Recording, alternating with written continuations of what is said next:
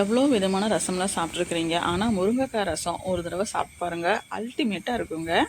நான் வந்து ஒரு முருங்கைக்காயை இந்த மாதிரி கட் பண்ணி ஒரு குக்கரில் சேர்த்துருக்கிறேன். அதுக்கு கூடவே 2 தக்காளி பழம், அதுக்கு கூடவே 1/4 டம்ளருக்கு துவரம்பருப்பு, இது எல்லாத்தையுமே போட்டுக்கலாங்க.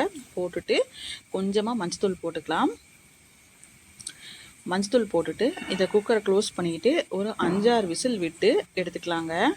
நல்லா மைய வேகணும், அப்போ தான் நல்லாயிருக்கும். கொஞ்சம் லோ ஃப்ளேமில் வச்சு நல்லா வேக வச்சிங்கன்னா நல்லா மைய வெந்துடும்.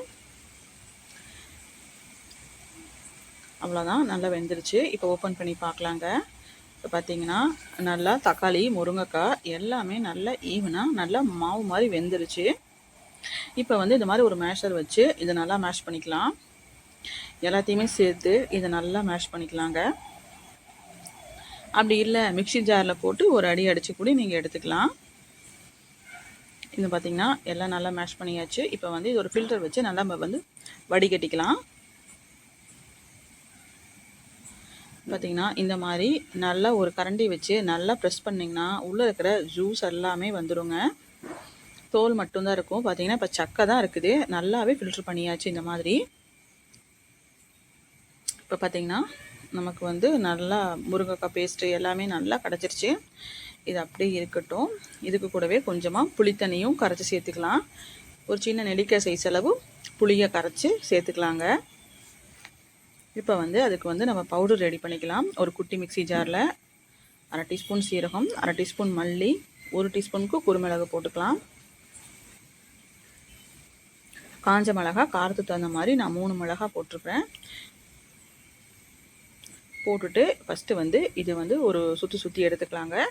இதுக்கு கூடவே ஒரு 6-7 பல் வெள்ளை பூண்டு போட்டுக்கலாம். தோல் எடுத்தது பாதி, தோலோட பாதி போட்டிருக்கிறேன். பார்த்திங்கன்னா இந்த அளவுக்கு நம்ம அரைச்சி எடுத்துக்கலாம். இப்போ வந்து இந்த பவுடரை நம்ம இந்த ரசத்தில் போட்டுக்கலாங்க. ரொம்பவே சூப்பராக இருக்கும் இந்த ரசம். ஒரு டிஃப்ரெண்ட்டான டேஸ்ட்டில் இருக்கும். பருப்பு ரசம், தக்காளி ரசம் சாப்பிட்ருக்கோம், புளி ரசம் சாப்பிட்ருக்கோம். ஆனால் முருங்கைக்காய் ரசம் நீங்கள் சாப்பிட்டு பாருங்கள்.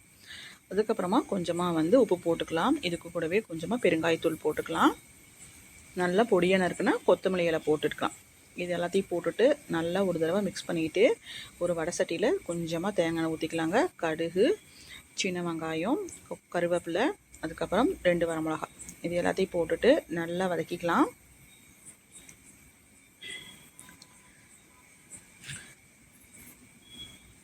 நல்லா வதக்கினதுக்கப்புறமா நம்ம கூட்டி வச்சுக்கிற ரசத்தை எடுத்து அதில் ஊற்றிக்கலாங்க. பார்க்கவே ரொம்பவே சூப்பராக இருக்குது. நல்லா சுடுசோத்தில் வச்சு சாப்பிட்டோம்னா ரொம்பவே சூப்பராக இருக்குங்க. நல்லா நுரக்கட்டினதுக்கப்புறமா எடுத்து இந்த மாதிரி ஒரு பாத்திரத்தில் ஊற்றிட்டு நல்லா சுட சாப்பாட்டை போட்டுட்டு சாப்பாட்டை வந்து நல்லா பிசைஞ்சிட்டு ரசம் ஊற்றி சாப்பிட்டா அல்டிமேட்டாக இருக்கும். மறக்காமல் ட்ரை பண்ணி பார்த்துட்டு எப்படி இருக்குன்னு சொல்லுங்கள். தேங்க்ஸ் ஃபார் வாட்சிங்.